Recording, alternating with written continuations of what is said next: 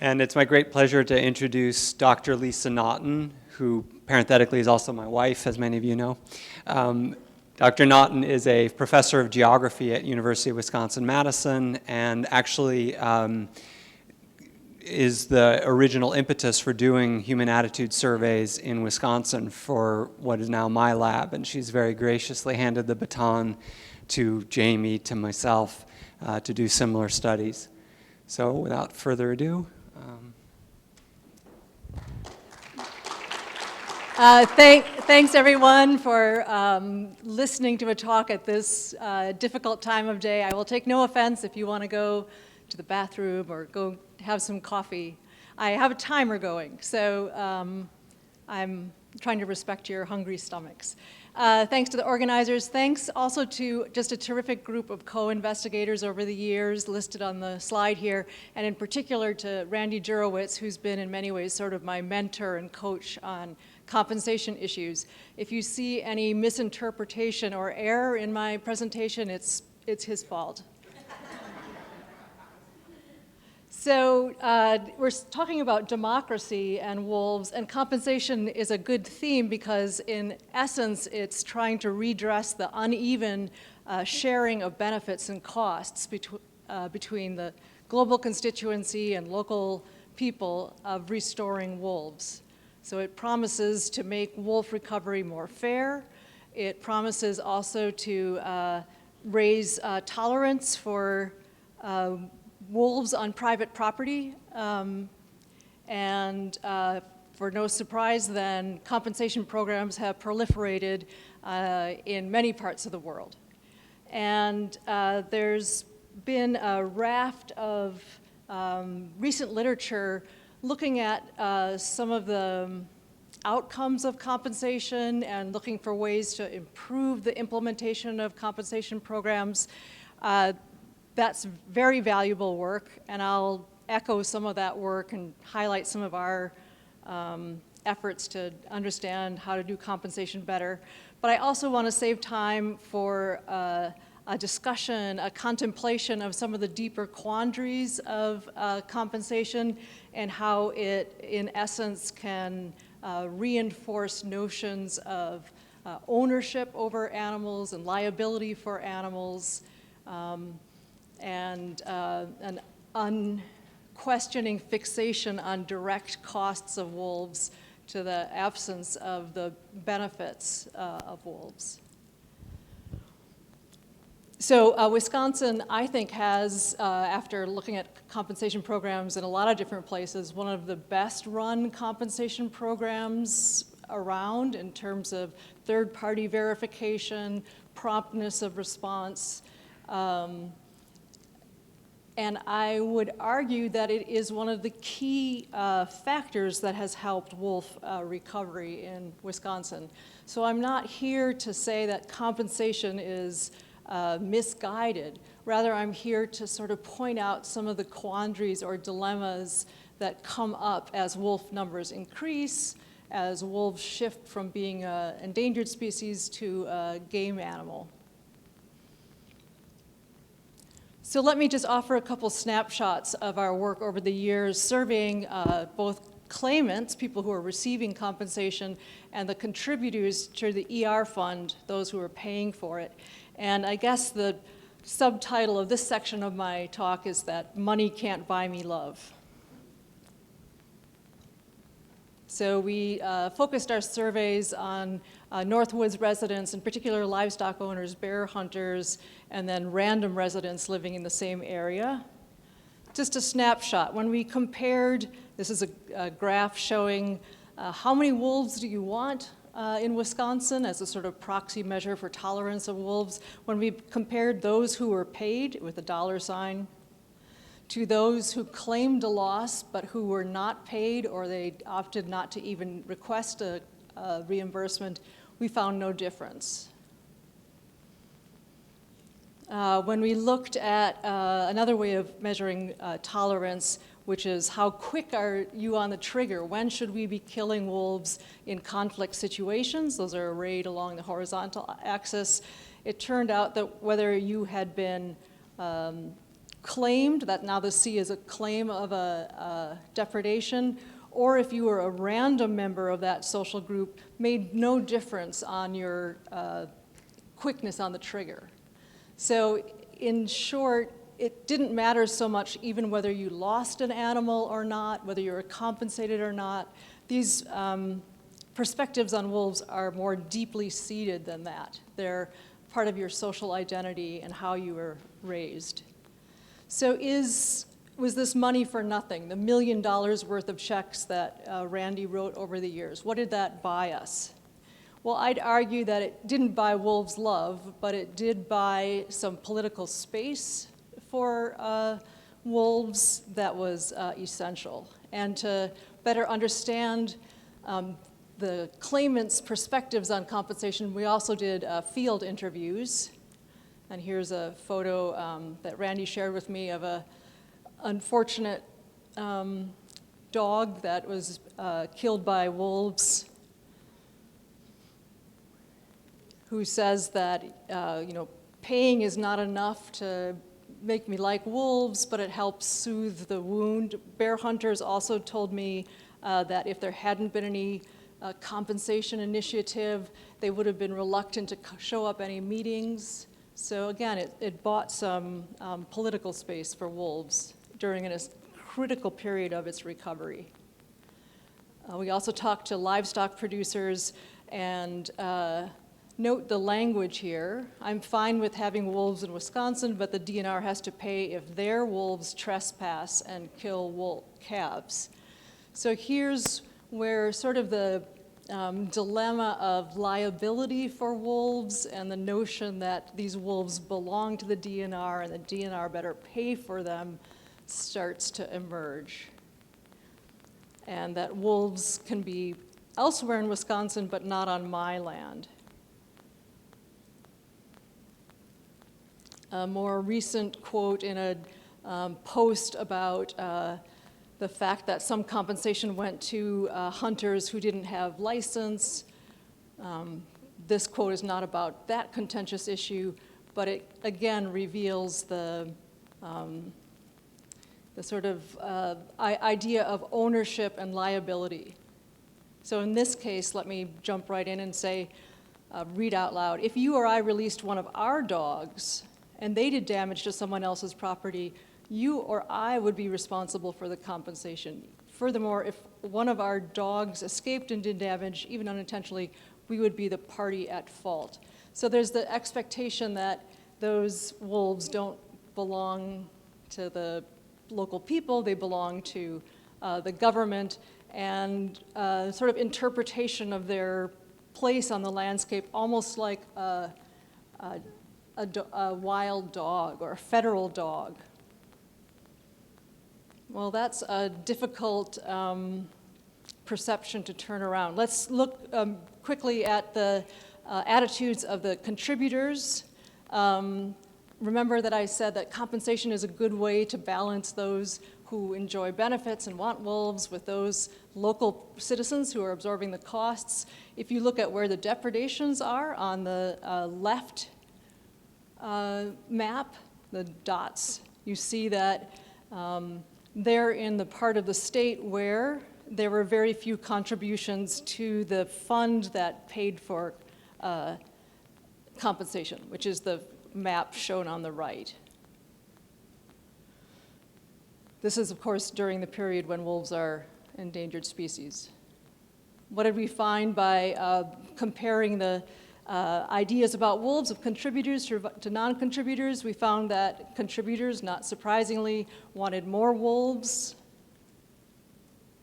They were pro-compensation for livestock and showed not much difference from the non-contributors in terms of approving compensation for livestock.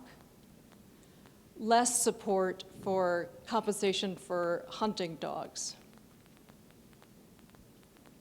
Well, in addition to asking these questions, with the guidance of an input from Adrian Weideman and Randy Jurowitz, we also asked a broader public about their ideas about compensation and in terms of what do you think about the criteria that should be in place for a claimant to be paid. Should there be caps? Should there be deductibles? And these questions were of some urgency, this is back 10 years ago, as the costs of compensation went up. So thanks to the collaboration with Randy and Adrian, we had a chance to show our data from the broader public to the DNR board saying, look, the general public thinks compensation is good, but they think there should be a cap, they think there should be deductibles, they think there should be limits specifically on hunting dogs, we should have demands for evidence. And ultimately, it was a sobering moment as a scientist to see the limits of showing data to a political body. None of these suggestions were incorporated. So compensation kept going at the same kind of, basically, the same kind of generous policies. And even a DNR board member talked about the DNR's to blame for protecting depredators. They must pay. Okay, so one of the quandaries of depredation I called your attention to was a fixation on costs. And as we neared the 2011 watershed moment when wolves became a game species, again and again I read in the paper and heard in public testimonies, we cannot afford 800 wolves in Wisconsin. Look at how much we're paying in compensation. We've paid $1 million for wolves. We can't afford that. Well, that's frustrating because no one was asking, well, is it that we can't afford the wolves or we can't afford the kind of compensation rules that we have set up? Or we can't afford to guarantee some people that if they take a dog hunting on a public property, that they will be protected from economic losses. Is that a question?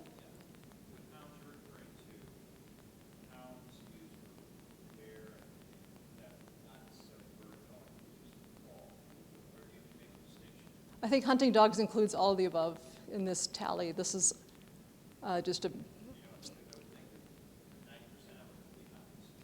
something like 1/3 of all compensation money went to bear hunting dogs. So yes, the majority is hunting dogs. So to counter that, I would argue that that's a downside of compensation, that it's too easy to fixate on things that are easy to measure, dead livestock, dead dogs, and not question deeper dilemmas about how we live with wildlife and what kinds of guarantees do we offer our citizens to live, do we have to pay them in order to have wolves around them? So that's one, I think, important revelation from the Wisconsin example, that as wolf numbers come up, compensation gets more expensive, and the generous policies of compensation that were necessary during the urgent early stages come back to haunt you. Very hard to phase those out. Very hard for political reasons to pull back on the amount of compensation. Okay, I'd like to turn and finish with a reflection on what's revealed when compensation shifts from being paid for by the ER and voluntary contributions of wolf huggers to a new scheme where compensation is paid out of hunting licenses. So again, part of the impetus for shifting to wolves as game is the hope that people will feel more ownership, more connection to these wolves. Instead of thinking them as the DNR's dogs, they'll think of them ideally as our game animals. Will that work over the long run? I'll park that question. But let me point to how there's, again, a sort of dilemma of ownership that appears even when compensation shifts to being paid for by hunters. So if you look at the compensation program post-ESA, and I'm pausing also, not looking at the fact that we're back to having wolves listed, it's similar to the terms of what the ER was paying, although there's now a cap on the number of missing calves, or at least there's a quota that only 5 calves per documented calf death can be compensated, missing calves. Hunting dogs are still compensated, provided they're not hunting dogs.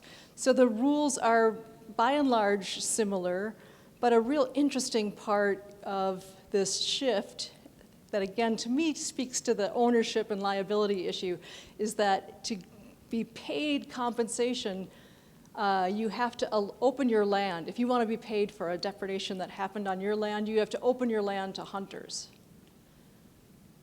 In a way, that reflects that the hunters are saying, if we're going to be paying for you, for our game animal, you need to open up our access to that animal on your land. So that's something that is done for bear and geese and deer, so it's not special to wolves. It's just an interesting situation that we're going to have to watch how that plays out, because it's unclear whether these hunters will ever advocate for higher populations of wolves and be approaching the public not just to help them get rid of wolves, but to sustain wolves. Okay, so to conclude, we're in a really interesting time. Oh, there's my timer. Time. That's my new word, but I'm pretty discouraged about environmental events, not just in Wisconsin, but elsewhere. I tell myself, oh, isn't this interesting? So we're in a very interesting time. I would point to 3 possible ways forward, or things for us to talk about or discuss. It seems appropriate as wolf numbers go up, the kind of changes that Adrian and Randy were working for would transpire, that there would be lower payments, but perhaps that would be matched with more flexibility for landowners to dispatch wolves if need be, so landowner permits. Note that I'm pointing out there that I think reform and compensation might need to be tethered to some reform in the hunting rules. If hunting is really about reducing conflict, maybe it has to be smaller hunting zones, more targeted on where there's depredation. I don't know is Daryl still here in the audience? I've heard that Ontario has a more lower cost, more flexibility compensation program. Am I on the right track? Okay. So maybe if anyone has a good model, you could bring it up. I think, too, I'm echoing here what a lot of people said this morning in terms of striving for a more pluralistic body about how decisions are made about compensation. This is a bit of a back to the future moment, because I think 10, 12 years ago, there were some bodies sponsored by the DNR where there were animal rights groups, livestock producers, scientists at the table trying to hash things out. That period is sadly over.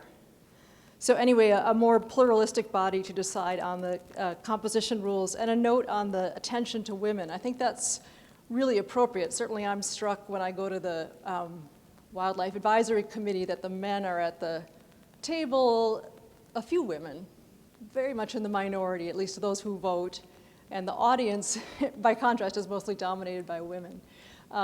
Looking to research elsewhere on trying to get more pluralistic bodies, I would not say a quota of having X number of women in that advisory committee is appropriate. Rather, you can achieve it in a more meaningful way by asking for representation of the kind of interest groups that are more populated by women. So some of the groups that are in this room. And finally, I would say, of course, we can't ignore the costs of wolves. Many of us have spent time with farmers who have lost calves, and especially for smallholders, it is a real cost. Compensation probably does have to be part of the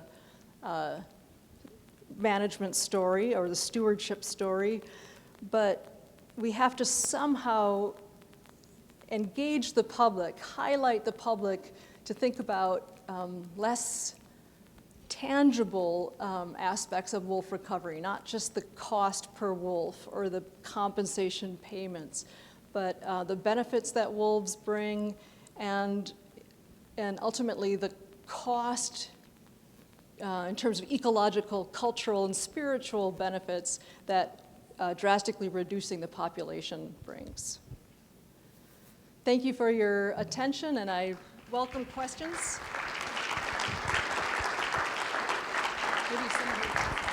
Yeah. I'm just going to go with someone who hasn't asked a question yet. There's one. I have a question.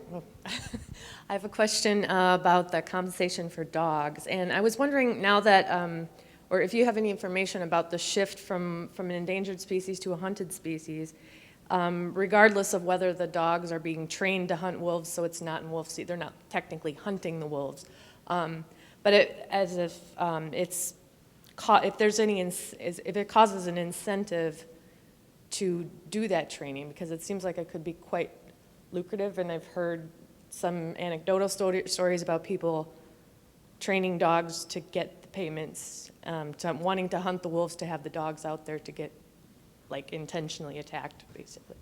That's a great question.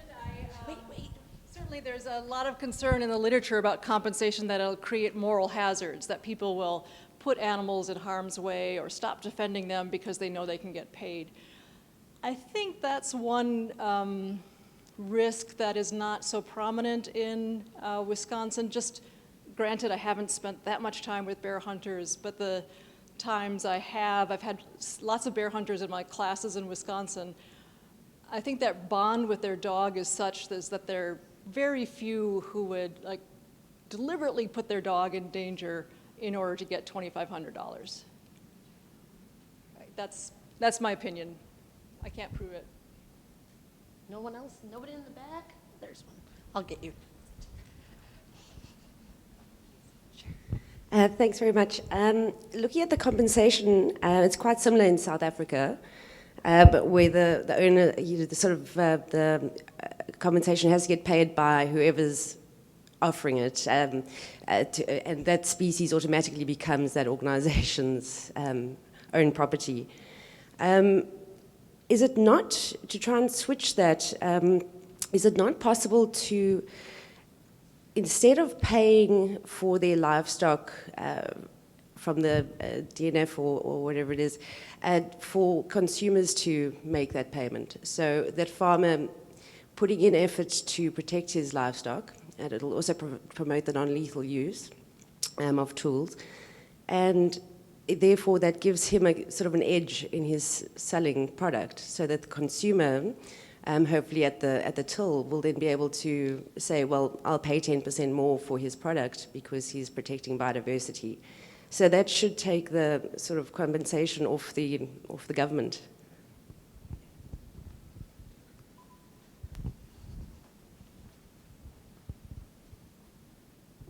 That's a really interesting suggestion. There are predator-friendly operations that charge incredible prices for lamb, and in my educator's budget, incredible prices for that meat. But they're there. I don't know if they're viable. I think they're a very small minority at present. But that could be something to celebrate in media, to try to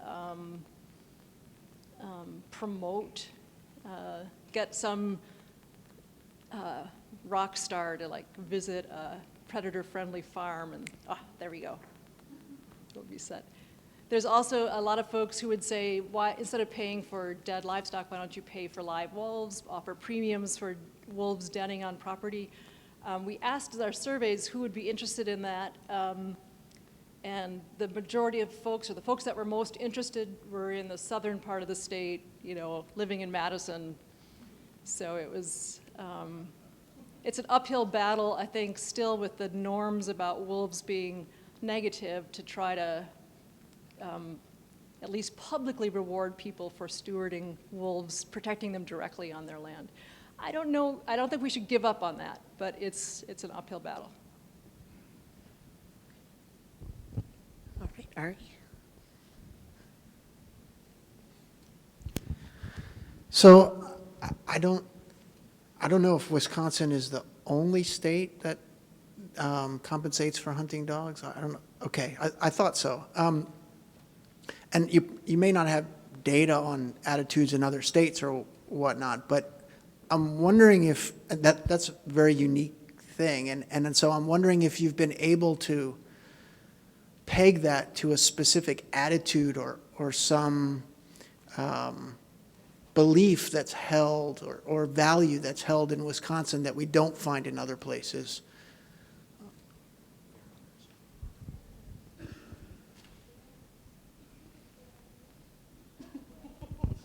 That's a great question. Something unique. I guess there's been a couple decades, or there were 20, 30 years where bear hunters enjoyed, and it's not all bear hunters who use dogs, nor all dog-using bear hunters who are anti-wolf, but there's a certain group that is pretty anti-wolf. And pushing for these compensation. There was a period, 20, 30 years, where they could chase bear with no risk from wolves. Maybe that became sort of the default landscape. But I don't know if that's different than in another state, or it's certainly an example of how compensation is shaped not just by law and by economics, but politics. All right, I think that's all we have time for today. We're just going to break a little bit early because I know everyone's hungry, so you can get up and walk around.